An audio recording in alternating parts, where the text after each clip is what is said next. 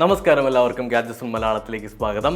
WWDC അതായത് ലോകത്തിലെ തന്നെ ഏറ്റവും വലിയ ടെക് ഫെസ്റ്റ് നടന്ന കാര്യം പലരും അറിഞ്ഞിട്ടുണ്ടാവും, പല യൂട്യൂബേഴ്സും വീഡിയോ ഇട്ടു. എന്നാൽ WWDCയിൽ നമ്മൾ എല്ലാ പേരും എക്സൈറ്റഡ് ആയിട്ടിരുന്ന കാര്യം എന്താണ്? ആപ്പിളിൻ്റെ പുതിയ പ്രോഡക്ട്സും അല്ലെങ്കിൽ ആപ്പിളിൻ്റെ ഇന്നോവേഷൻ ലോകത്തിലെ ഏറ്റവും തിന്നസ്റ്റ് ആയിട്ടുള്ള 15 ഇഞ്ചിൻ്റെ ലാപ്ടോപ്പാണ് ആപ്പിൾ ആദ്യം ഇൻട്രൊഡ്യൂസ് ചെയ്തത്, അതായത് മാക്ബുക്ക് എയർ. അതിൻ്റെ അകത്ത് M2 ചിപ്പാണ് വരുന്നത്. 1.5 kg, അതായത് 1.5 കിലോ മാത്രമാണ് അതിൻ്റെ വെയിറ്റ് വരുന്നത്. എനിക്ക് തോന്നുന്നു ഇത്രയും വെയിറ്റ് കുറഞ്ഞ ഇത്രയും തിന്നസ്റ്റ് ആയിട്ടുള്ള ഏറ്റവും പെർഫോമൻസ് ഉള്ള ലാപ്ടോപ്പ് വേറൊരു സെഗ്മെൻറ്റിലും ഉണ്ടെന്ന് എനിക്ക് തോന്നുന്നില്ല. അപ്പോൾ ആപ്പിൾ ആ കാര്യത്തിൽ ഭയങ്കര അടിപൊളിയായി. ഹെഡ്ഫോൺ ജാക്ക് അടക്കം നമ്മുടെ മുന്നത്തെ മാക്ബുക്ക് എയറിനകത്ത് ഉണ്ടായിരുന്ന എല്ലാ കാര്യങ്ങളും അവരിതിനകത്ത് കൊണ്ടുവന്നിട്ടുണ്ട്. നല്ല കാര്യം. ബ്രൈറ്റ്നസ് 400 നിറ്റ്സിൽ നിന്ന് അവർ 500 നിറ്റ്സിലേക്ക് കുറച്ച് കൂട്ടിയിട്ടുണ്ട്. ഓൾറെഡി നമ്മുടെ ആപ്പിൾ പ്രോഡക്ട്സിൻ്റെ എല്ലാം ബ്രൈറ്റ്നസ് ലെവൽ എന്ന് പറഞ്ഞാൽ സൂപ്പറാണ്. അതിൻ്റെ കൂടെ പുതിയ മാക്ബുക്ക് എയറിന് കുറച്ചുകൂടി ബ്രൈറ്റ്നസ് അവർ കൂട്ടി വെച്ചിട്ടുണ്ട്. ഇനി നമ്മൾ നോക്കിക്കഴിഞ്ഞാൽ 6 സ്പീക്കറോട് കൂടിയുള്ള ഒരു സറൗണ്ട് സിസ്റ്റം ആണ് നമ്മുടെ ലാപ്ടോപ്പിൻ്റെ അകത്ത് വരുന്നത്. 1080p ക്വാളിറ്റിയിലുള്ള വെബ് ക്യാം കൊടുത്തിട്ടുണ്ട്. വെബ് ക്യാം ഭയങ്കര അടിപൊളിയാണ്. ലൈക്ക് ക്വാളിറ്റിയും മൈക്രോഫോണും കാര്യങ്ങളെല്ലാം ഭയങ്കര സെറ്റാണ്. നിങ്ങൾക്ക് ഒരു എക്സ്ട്രാ ഹെഡ്ഫോണോ മൈക്കോ ഒന്നും വെക്കേണ്ട കാര്യമില്ല, നമുക്ക് മീറ്റിംഗ് ചെയ്യാനും വീഡിയോ കോൾ ചെയ്യാനും ഒക്കെ. M2 ചിപ്പിൻ്റെ അകത്ത് 8 കോർ CPU അതുപോലെ തന്നെ 10 കോർ GPU ആണ് വരുന്നത്. ഇന്ത്യൻ പ്രൈസ് നോക്കിക്കഴിഞ്ഞാൽ 1,34,900 രൂപ. 1,34,900 രൂപയിൽ നിങ്ങൾക്ക് സ്റ്റുഡൻറ്റ് ID കാർഡൊക്കെ ഉണ്ടെങ്കിൽ നിങ്ങൾക്ക് 1,24,900 രൂപയ്ക്ക് കിട്ടും. ഭയങ്കര നല്ല ഓഫറാണ്. അല്ലെങ്കിൽ നിങ്ങൾ മാക്ബുക്ക് എടുക്കാൻ പോകുമ്പോൾ നിങ്ങളുടെ കൂട്ടുകാരുടെയോ അല്ലെങ്കിൽ നിങ്ങളുടെ കസിൻ്റെയോ ഒക്കെ ID കാർഡ് കൊണ്ടുപോയി കഴിഞ്ഞാൽ നിങ്ങൾക്ക് ഈ ഓഫർ അവൈൽ ചെയ്യാനായിട്ട് പറ്റും കേട്ടോ. പ്രൈസ് ടു പെർഫോമൻസ് റേഷ്യോ നോക്കിക്കഴിഞ്ഞാൽ ഇത്രയും പവർഫുൾ ആയിട്ടുള്ള വേറൊരു ലാപ്ടോപ്പ് ഇപ്പോൾ കറൻ്റ്ലിയിൽ 2023 നമുക്ക് വാങ്ങാനായിട്ട് കഴിയില്ല. ഇപ്പോൾ ഞാൻ പറയാം, ഇപ്പോൾ നിങ്ങൾ ഗെയിമിംഗ് ആണ് ഫോക്കസ് ചെയ്യുന്നതെന്നുണ്ടെങ്കിൽ ഒരിക്കലും ചെയ്ത് റെക്കമെൻഡ് ചെയ്യില്ല.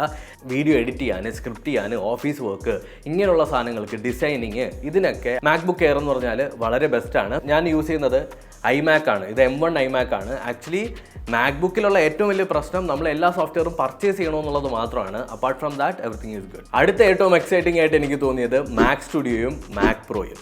മാക് സ്റ്റുഡിയോ കഴിഞ്ഞ വർഷം അവർ ലോഞ്ച് ചെയ്തു M1 വെച്ചിട്ട്. ഇപ്രാവശ്യം മാക് സ്റ്റുഡിയോയ്ക്കകത്ത് M2 Max എന്ന് പറഞ്ഞിട്ടുള്ളൊരു ചിപ്സെറ്റാണ് വരുന്നത്. ഏറ്റവും ലേറ്റസ്റ്റ് ആയിട്ടുള്ള നിങ്ങൾക്ക് വീഡിയോ എഡിറ്റിങ് കാര്യങ്ങളൊക്കെ ചെയ്യാൻ വേണ്ടിയിട്ട് ഏറ്റവും ബെസ്റ്റ്.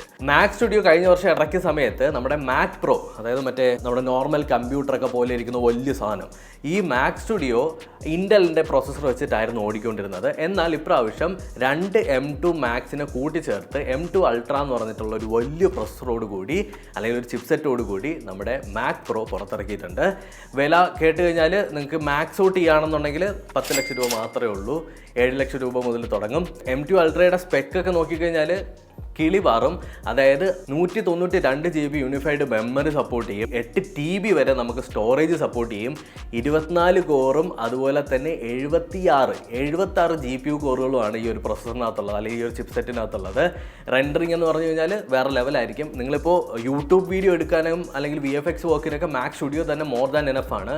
നിങ്ങളിനി സിനിമ അല്ലെങ്കിൽ ഭയങ്കര സിനി ഇൻഡസ്ട്രിയൊക്കെ നോക്കിക്കഴിഞ്ഞാൽ അവർക്ക് വേണ്ടിയാണ് ഈ ഒരു പ്രോഡക്റ്റ് ആക്ച്വലി ഫോക്കസ് ചെയ്തിട്ടുള്ളത്. 85 ലക്ഷം രൂപയുടെ ക്യാമറയിൽ ഷൂട്ട് ചെയ്യുന്ന സാധനം എഡിറ്റ് ചെയ്യാനായിട്ട് 10 ലക്ഷം രൂപയുടെ കമ്പ്യൂട്ടർ യൂസ് ചെയ്യുന്നതിൽ ഒരു തെറ്റുണ്ടെന്ന് എനിക്ക് തോന്നുന്നില്ല. ഏറ്റവും പവർഫുൾ ആയിട്ടുള്ള കമ്പ്യൂട്ടർ ചിപ്സെറ്റ് എന്നാണ് നമ്മുടെ ആപ്പിൾ അവകാശപ്പെടുന്നത്. ഇപ്പോൾ മാക് സ്റ്റുഡിയോയും മാക് പ്രോയും നോക്കിക്കഴിഞ്ഞാൽ രണ്ടും അത്യാവശ്യം നല്ല റേറ്റിലാണ് വരുന്നത്. 5 lakhs എബോവ് ആണ് അതിൻ്റെ റേറ്റ്സ്. നിങ്ങൾക്ക് നോക്കിക്കഴിഞ്ഞാൽ അറിയാൻ പറ്റും. ഇനി നിങ്ങൾക്ക് മൗസ്, കീബോർഡ്, അതുപോലെ തന്നെ ആപ്പിളിൻ്റെ തന്നെ ഡിസ്പ്ലേ എല്ലാം കൂടി വാങ്ങുന്ന സമയത്ത് ഒരു 15 ലക്ഷം രൂപയ്ക്ക് അത് നിങ്ങൾക്ക് ഈസി ആയിട്ട് വാങ്ങാവുന്നതേ ഉള്ളൂ. ഒരു പ്രശ്നം മാത്രമേ ഉള്ളൂ, ലോകത്തിലെ ഏറ്റവും പവർഫുൾ ആയിട്ടുള്ള ചിപ്സെറ്റിന് ഗെയിം കളിക്കാൻ പറ്റില്ല. പിന്നെ നമുക്കൊക്കെ ഏറ്റവും എക്സൈറ്റിംഗ് ആയിട്ട് വരുന്നത് iOS 17ഉം iPadOS 17ഉം macOS Sonoma.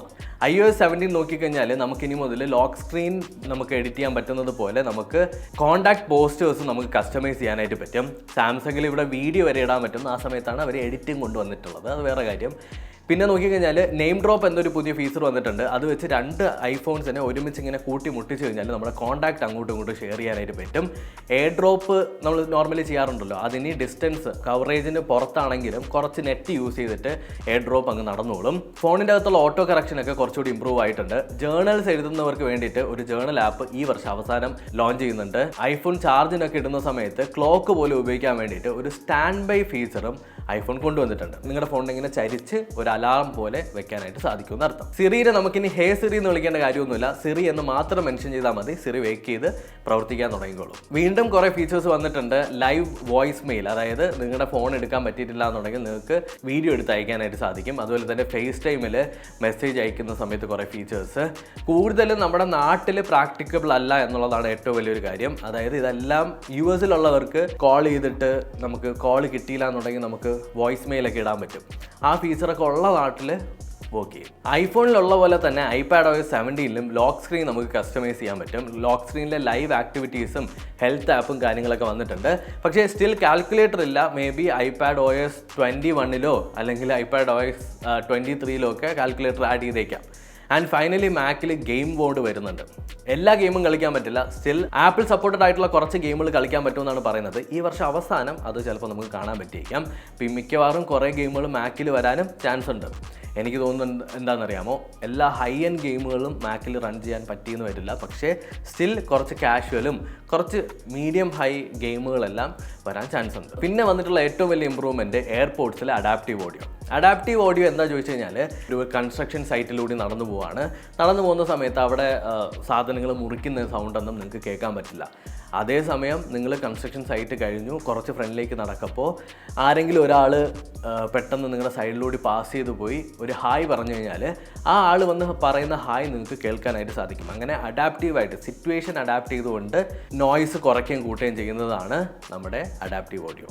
ഇതെല്ലാം കഴിഞ്ഞിട്ട് നമ്മുടെ ടിമ്മണ്ണം വന്നതിന് ശേഷം ദാറ്റ് ഐക്കോണിക് ഡയലോഗ് പറഞ്ഞു, ആൻഡ് വൺ മോർ തിങ്. അതിനുശേഷം ലോഞ്ച് ചെയ്തതാണ് Apple Vision Pro. Apple Vision പ്രോയ്ക്കകത്ത് M2 ചിപ്പും പുതിയ R1 ചിപ്പും ആണുള്ളത്. കൺട്രോളേഴ്സ് ഒന്നുമില്ല, fully controlled by eyes, hands. അതുപോലെ തന്നെ നമ്മുടെ ഡിസ്നി ആയിട്ട് കൊളാബ് ചെയ്തിട്ട് ഡിസ്നി കണ്ടൻസ് എല്ലാം നമുക്ക് VR-ൽ എൻജോയ് ചെയ്യാൻ പറ്റും. ഇതിനകത്ത് ഏറ്റവും ഇൻട്രസ്റ്റിംഗ് ആയിട്ടുള്ള കാര്യം എന്താണെന്ന് വെച്ച് കഴിഞ്ഞാൽ, ഫേസ് ടൈം ചെയ്യുന്ന സമയത്ത് നമ്മുടെ 3D ഫേസ് ആയിരിക്കും അപ്പുറത്തുള്ള ആളുകൾക്ക് കാണാൻ പറ്റുന്നത്. ഈ സാധനത്തിൻ്റെ പ്രൈസ് നോക്കിക്കഴിഞ്ഞാൽ നമുക്ക് 3 ലക്ഷം രൂപയോളമാണ് വരുന്നത്. ഈ 3 ലക്ഷം രൂപയോളം വരുന്ന ഈ ഒരു പ്രോഡക്റ്റ് മേ ബി നമ്മുടെ ഫ്യൂച്ചറിനെ ഇനി മാറ്റിമറിച്ചേക്കാം. ബിക്കോസ് ഇത് ഭയങ്കര ഇന്നോവേറ്റീവായിട്ട് എനിക്ക് തോന്നി. കാര്യം നമ്മുടെ കൺട്രോളേഴ്സോ ഒന്നും വേണ്ട, നമ്മുടെ കൈ വെച്ചിട്ട് കൈയൊക്കെ ഇങ്ങനെ ആക്കി നമുക്ക് ഓരോ സാധനങ്ങൾ യൂസ് ചെയ്യാൻ പറ്റും, അല്ലെങ്കിൽ ഓരോ ആപ്ലിക്കേഷൻസ് യൂസ് ചെയ്യാൻ പറ്റും. ഇത് ജസ്റ്റ് ഒരു സ്റ്റാർട്ട് മാത്രമാണ്. ഇപ്പം തന്നെ നമുക്ക് ഒരു ഫോണിൻ്റെ അകത്ത് ചെയ്യാൻ പറ്റുന്ന എല്ലാ കാര്യവും ഈ VR-ൽ ചെയ്യാൻ പറ്റുമെന്നില്ല. പക്ഷേ ഇൻ ഫ്യൂച്ചർ ഈ ഒരു കോൺസെപ്റ്റ് ഉണ്ടല്ലോ, നമ്മുടെ വിഷൻ പ്രോ എന്ന് പറഞ്ഞിട്ടുള്ള കോൺസെപ്റ്റ് എല്ലാ കമ്പനീസ് അഡാപ്റ്റ് ചെയ്ത് പല രീതിയിൽ മാറ്റാൻ ചാൻസ് ഉണ്ട്. അപ്പോൾ ഇത്രയാണ് WWDCക്കകത്ത് ആപ്പിൾ കൊണ്ടുവന്നിട്ടുള്ള പല കാര്യങ്ങളെന്ന് പറയുന്നത്. നിങ്ങൾക്ക് ഈ ഒരു കണ്ടൻറ്റ് എത്രത്തോളം എൻജോയബിൾ ആയെന്നുള്ളത് എനിക്കറിയില്ല. അതുകൊണ്ട് നിങ്ങൾ കമൻറ്റ് സെക്ഷനിൽ കമൻറ്റ് ചെയ്യുക. നിങ്ങൾ നമ്മുടെ ബെല്ലൈക്കൺ, ചിലർ ബെല്ലൈക്കൺ ചിലപ്പോൾ അമർത്തിയിട്ടുണ്ടാവില്ല, നോട്ടിഫിക്കേഷൻ വരാനായിട്ട് നിങ്ങൾ ബെല്ലൈക്കൺ എനേബിൾ ചെയ്തിരിക്കുക. പുതിയ ടെക്നോളജി വീഡിയോസിനായിട്ട് കാത്തിരിക്കുക. Thank you so much guys. I love you. By.